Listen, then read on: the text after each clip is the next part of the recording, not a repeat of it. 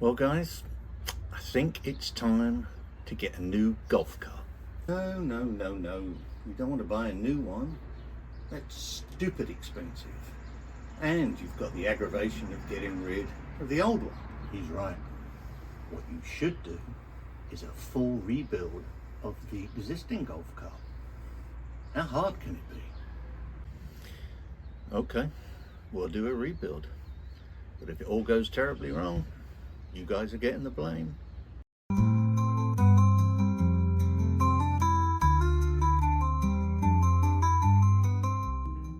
Welcome to Trailer Tales and Stuff.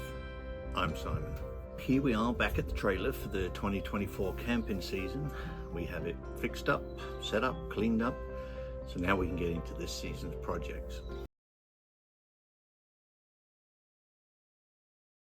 And the first of those is a rebuild of the golf cart.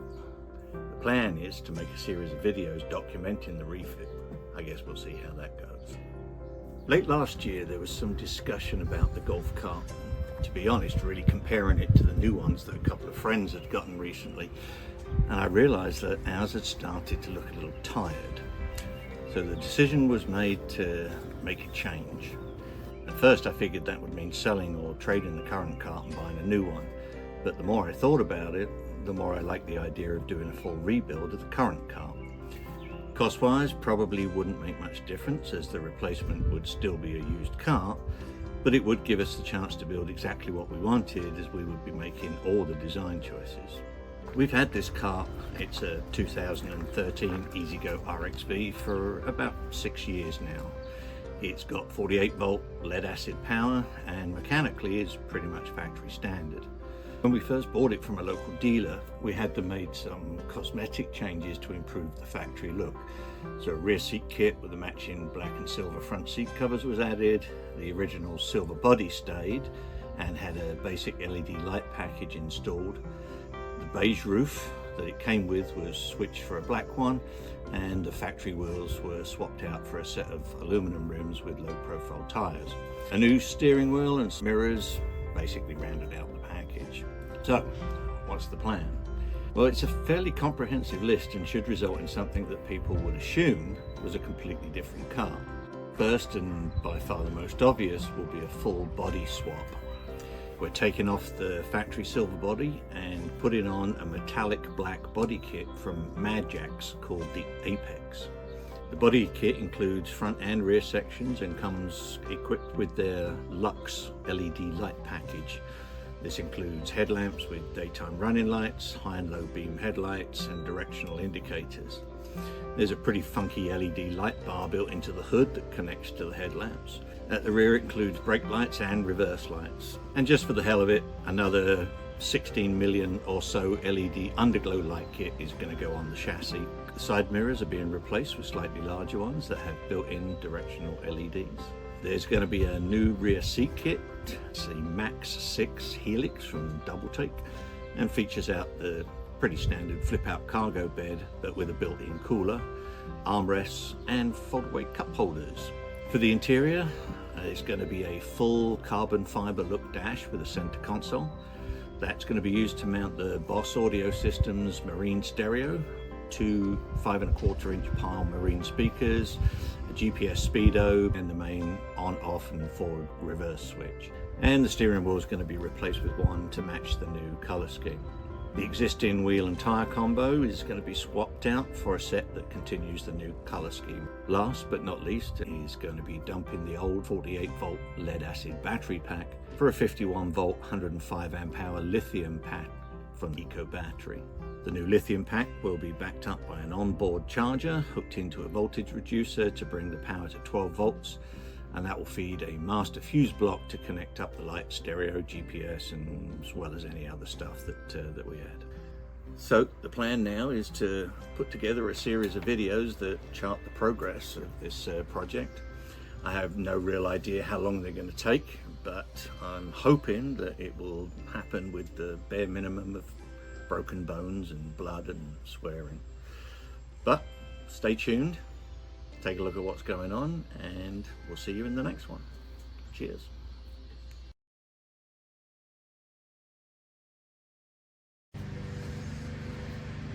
Hey, wanna start taking a golf cart to pieces? Me too. Let's go. This is the second video in the series that we're putting together that details the rebuild on our golf cart. In the first video, we went through basically what we have now and what our plans are for the future. And I'll put a link to that video up in the corner there. In this second video, which obviously I'm going to be calling part 1, because why not?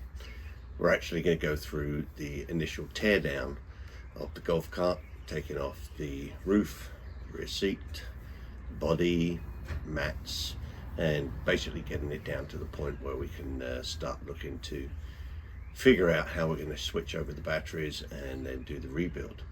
So let's do it.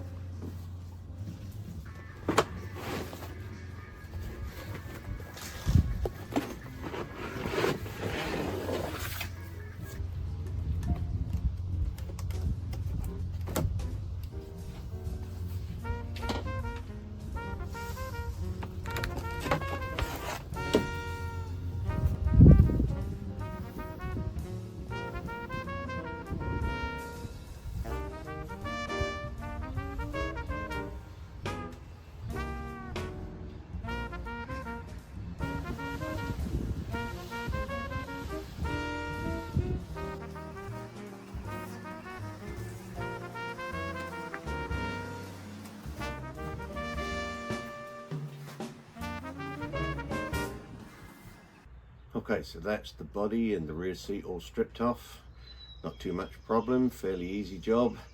So next up we have the battery swap. That's going to be in the next video, taking the lead acids out, putting the lithium in and getting all the wiring buttoned up.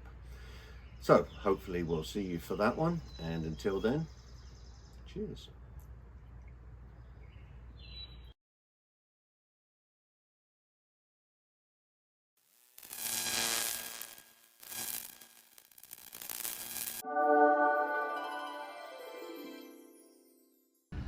This is part 2 of our video series detailing the rebuild on our Golf car.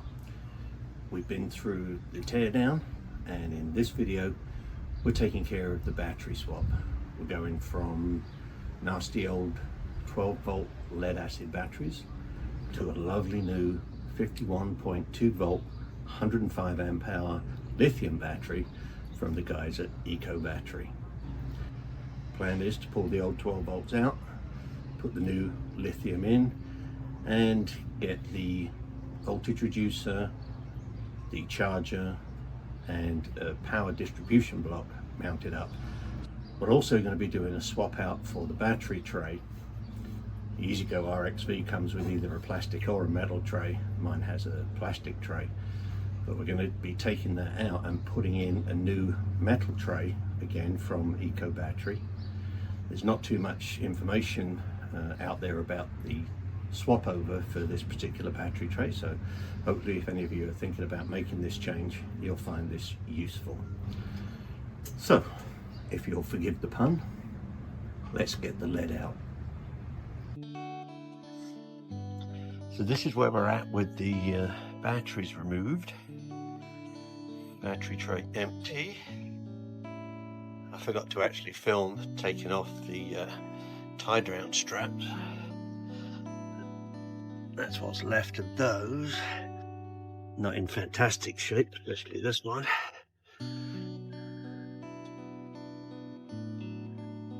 But could be worse. And obviously with the body completely off, taking the batteries out was a piece of cake. So now we've just got to figure out taking this factory plastic tray out, which is bolted at the sides and a couple at the front. You can kind of see just down there. So we have to just move the factory wiring harness out the way a little bit. And hopefully just pull those out and we'll be good to go. Okay, so what we have is two 15mm bolts at the front. One here. And one here.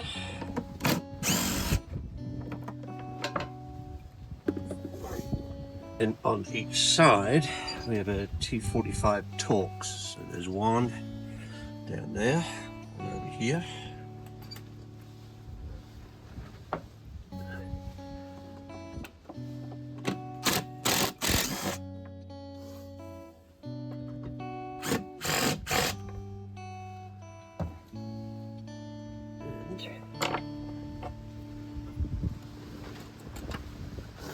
Should release the tray. There we go. This whole thing comes out. There's one unit. So when the factory battery tray is out, that's what it looks like. And the mounting points were one there, two at the front there, and one on the other side. Now this is the replacement of the tray, so it's a metal frame. And again, you can see it has the side mount, and then the two mounts that go to the front. It comes with this cover tray that goes in, stop anything splashing up from underneath. And I've decided I'm going to stiffen that up with some plywood. Cut this piece of plywood to size. And what I plan on doing is spraying it with truck bed liner so it's nice and waterproof.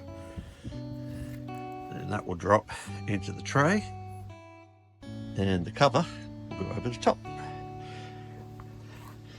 So what I'm going to do now is just dry fit this, see how well it mounts up for the mounting holes.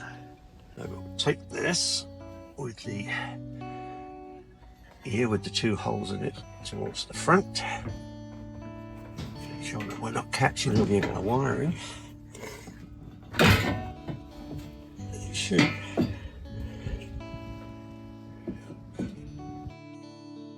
Sit right down on the original mounting points. Then what I'm going to do is the piece of plywood in.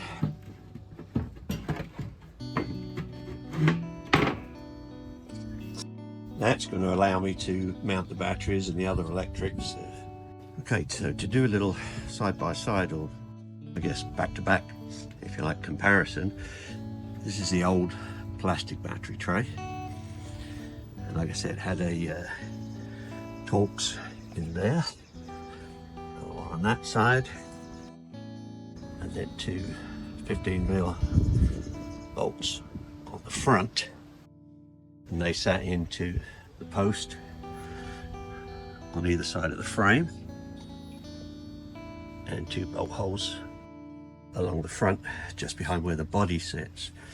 So the new battery tray utilizes exactly the same mounts. And the reason for the plywood base is mainly to give options, because hopefully you can just see there's a couple of threaded inserts on either side of the center bar. And those threaded inserts are designed to take the hold down bar that you use with the EZGO through hole battery. And speaking of batteries, there it is. So it's the 51.2 volt 105 amp hour lithium. And they call it the through hole design because there's actually a hole going right through the center of the battery, and a post goes down through there with a hole down on the top, and that's the post that would screw into one of these threaded inserts. So to give you kind of the full idea, as I said, there's 4 of those threaded inserts, and this is the hole for the hold down, and you can thread that into any one of those threaded inserts, and depending on which one you put it in, that will dictate where the battery sits in this tray. As the other end of this basically just drops through the hole in the battery like that. There's a cover over the top and secures it down. Now, my idea, rather than rely on those holes and be restricted where I position the battery, is to use the piece of plywood. The piece of plywood will bolt down to the tray itself. So if I can lift that out, because all the way around the edge of the tray there are holes that you can use to screws or nuts and bolts through. That way I can decide exactly where I want to put the battery, and if I want it to be in this back corner, for example, I'll just put the battery there and drill through the plywood, put a big nut and washer underneath, and it should be solid as a rock. And so I can kind of figure out where I want to put things and actually fit a lot of this board and make the mounts on it outside of the cart. I made a little cardboard cutout of the battery. So that is exact same size and shape as the battery. It has the little markers for the connector lugs and the hole. So now I can kind of position that wherever I want to, and wherever that center hole is, that's where I would drill through the ply to mount underneath. And I know where my positive and negative terminals are, so I can figure out if I've got long enough battery leads to get back to the motor controller. And of course, once all that's mounted, over this side and somewhere in here is going to be the onboard charger and the 12 volt reducer and a main fuse block. Okay, so we have some work done off camera in terms of laying out the components on the board, and this is where I've got to. So I've decided actually not to put the plastic cover on because it doesn't really add anything, and it kind of makes the surface of the plywood board a little uneven. But none of this is hooked up yet, it's just mounted.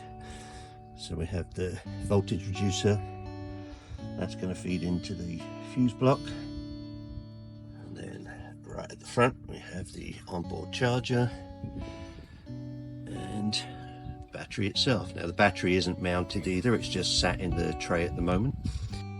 And the cables we have, that's the charge cable that will get hooked up to the battery. Then we have the charge port cable, then we have the communication cable for the meter. But what I have done is I've hooked up the main positive and negative with the other black lead that was on the positive, not sure where that goes, but into the loom somewhere. And then the main positive. And the thing with the RXV that you have to remember, this blue wire here originally connects to the charging port, and it's an interlock, so it's supposed to prevent the cart from being able to be driven away while a charging cable is plugged in. Then over on this side, see we have the main positive and negative coming round, Positive going through to the coil, negative going on to the controller, and then just the run tow switch and all of that sort of good stuff. So, smoke test time, just to see if this thing blows up when we turn it on. So, the beauty of lithium batteries obviously is an on and off switch, so you can do all of your wiring with the battery powered off. So we have a green light there, that's a good sign. Then onto the run tow switch, which is currently in tow. Switch that to run. No signs of any smoke or fire or explosions of any sort yet. Another good sign. Last but not least, we will grab the key in, and the first indicator is going to be the click from the solenoid and the reverse buzzer going on.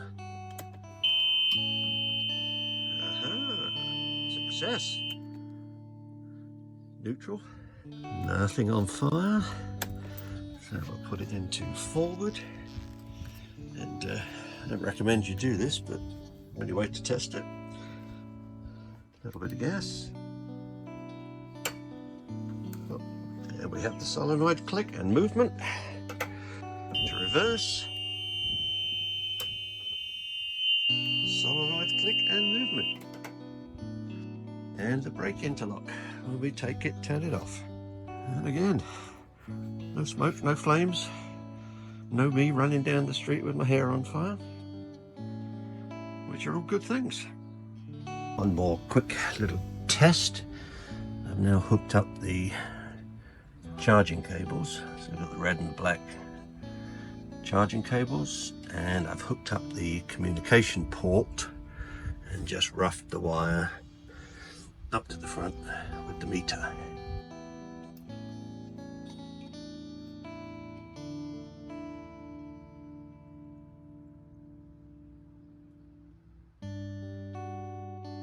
Ta-da!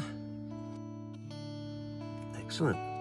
I did charge the battery up to full before I did this part of the install, which is why it's reading 100%. When it came from the factory, it was at, I want to say, about 60, 70 maybe. Yeah, 53.3 volts, 100%. 0 amp draw at the moment. All good. Okay, so now we can get to see the battery install and the electrics in all its glory.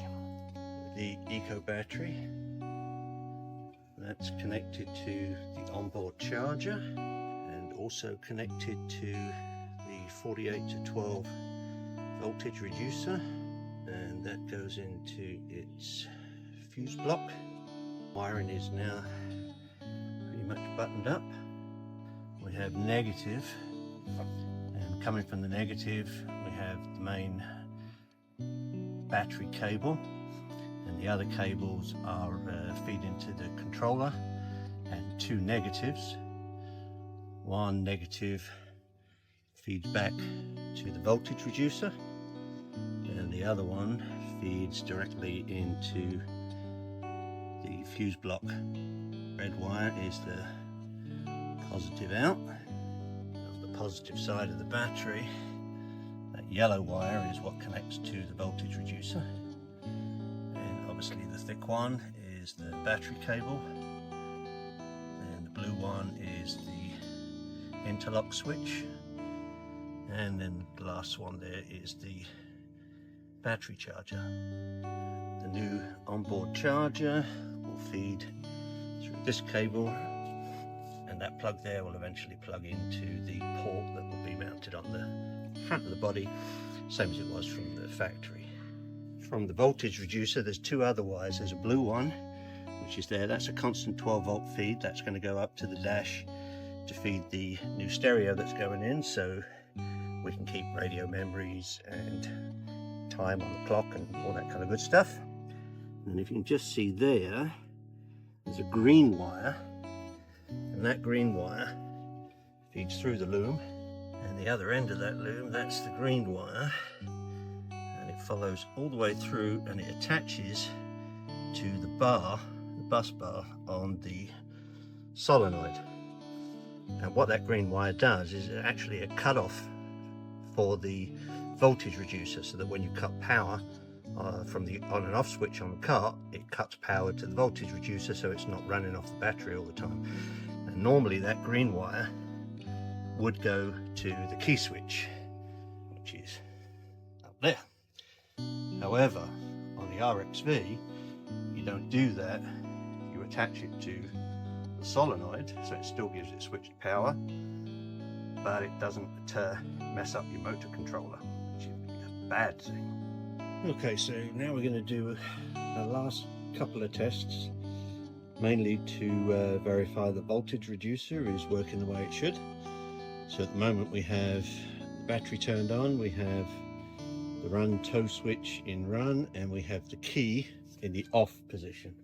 And that means that our distribution block, our fuses, should be dead. So we're just going to check for 12 volts on the meter. So that's reading 0, that's good. So now we'll turn the key switch to the neutral position. Now we should have 12 volt power at our distribution block. There we go, 12.95. So that's it for our battery swap. I've got to say the Eco battery system, this kit that you get, is absolutely excellent. Looking forward to see how much more power we have when we can start running this thing. One thing to note, I did actually switch out the factory battery cables for heavier gauge cables. Not sure if it'll make much difference, but while you're in here doing it, why not? Electrical done, and it works. Oh, and for the sharp-eyed of you, you might notice I actually had to do some work on the rear end of the car. While I was doing it, I had the wheels off, so I thought, oh, what the hell, let's go put the new wheels and tyres on, which I think look pretty sharp, but that's a video for another day. Okay, so that's the battery swap done. Hopefully you found that useful. I will put links to the Eco Battery website, to their YouTube channel and their Facebook page down in the description if you want to check them out. Next time out, we're actually going to start doing some reconstruction. Maybe build the body, or put some of the parts together, maybe put the dash together, not sure. But if you want to see what happens, stay tuned. And until then, cheers.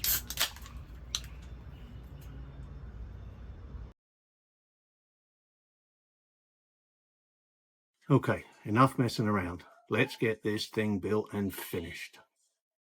This is the last video in the series that we were making to cover the rebuild of our golf cart. It was supposed to be showing the final rebuild itself and the finished result. Unfortunately, due to some problems with file corruption, we lost a lot of the footage of the actual reconstruction of the golf cart. So hopefully this will be of some interest to you. It does show rebuilding the new Apex body kit, and it shows some before and afters as far as the finished result is concerned. Anyway, hopefully you'll enjoy this anyway. Here we go.